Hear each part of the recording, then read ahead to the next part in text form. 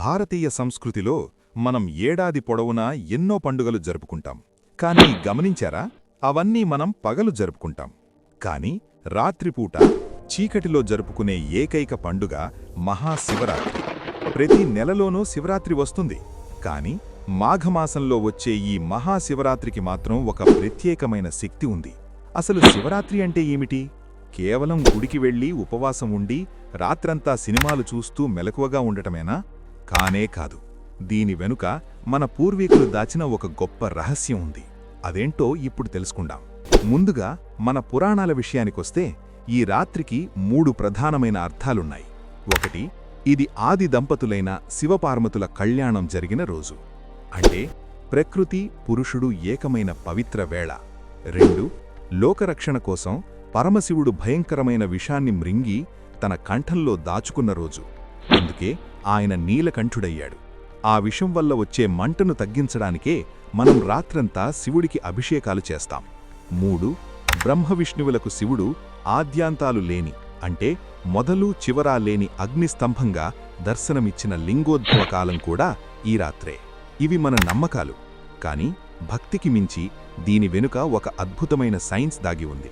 భూమి తన చుట్టూ తాను తిరుగుతూ సూర్యుడి చుట్టూ తిరిగే క్రమంలో ఈ రోజు, అంటే మహాశివరాత్రి రోజున భూమి యొక్క ఉత్తరార్ధగోళం నార్దర్న్ హెమిస్ఫియర్ ఒక ప్రత్యేకమైన స్థితిలో ఉంటుంది.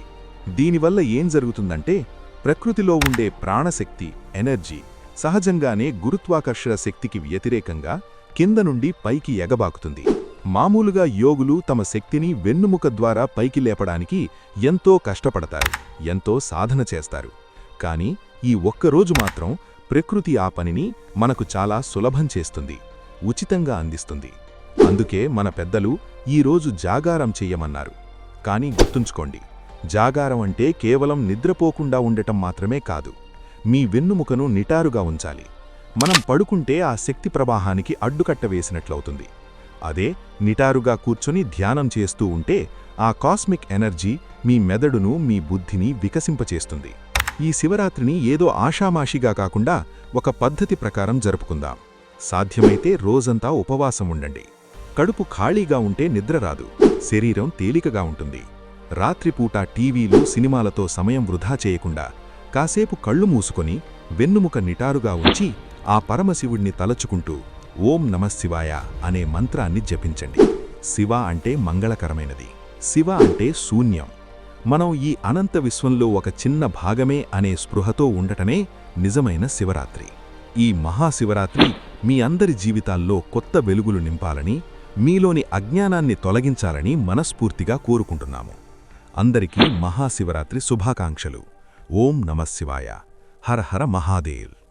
Welcome back to Teja Media, the voice of truth. Today we have an exciting show lined up for you. Don't forget to hit that subscribe button.